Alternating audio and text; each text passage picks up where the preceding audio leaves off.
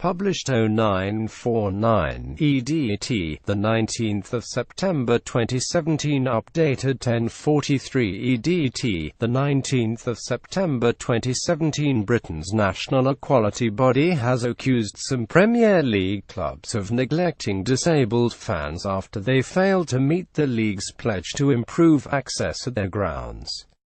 Premier League clubs promised 2 years ago that they would meet basic recommendations first made in 1998 by the start of this season.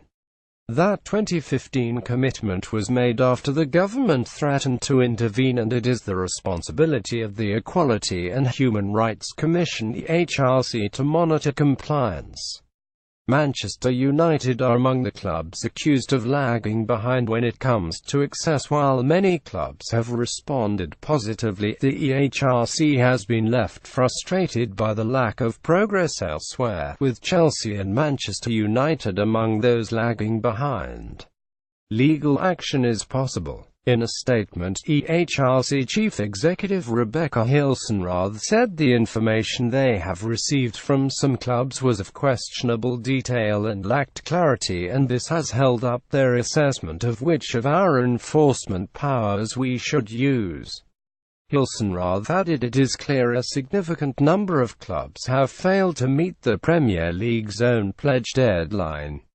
While some clubs have made progress and taken the bit between the teeth, others have shown a worrying lack of interest in taking this seriously, neglecting the needs of the disabled supporters. Speaking to the Daily Telegraph, Conservative peer Lord Holmes said those who had believed the 2015 promise will feel they have been kicked in the teeth. The 9-time Paralympic swimming champion added that the miserable result on access was an extraordinary stain on the Premier League's reputation, particularly given its enormous wealth. Chelsea, too, are among those clubs who could face legal action for the lack of progress. According to the newspaper, only 11 of the 20 clubs meet the recommended minimum number of wheelchair spaces at the grounds, with Arsenal, Liverpool, Stoke and West Brom doing the required work over the last year.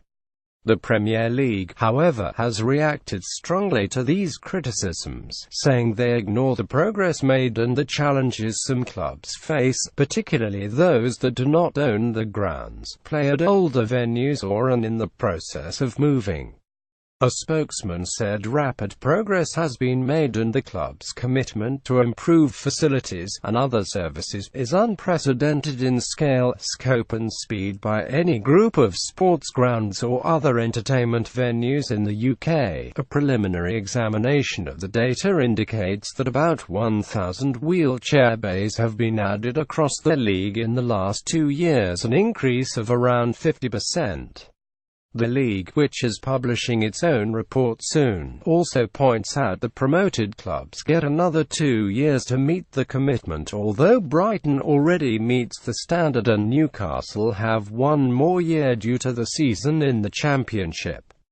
Furthermore, it is understood some clubs dispute the numbers quoted, as the situation is changing quickly.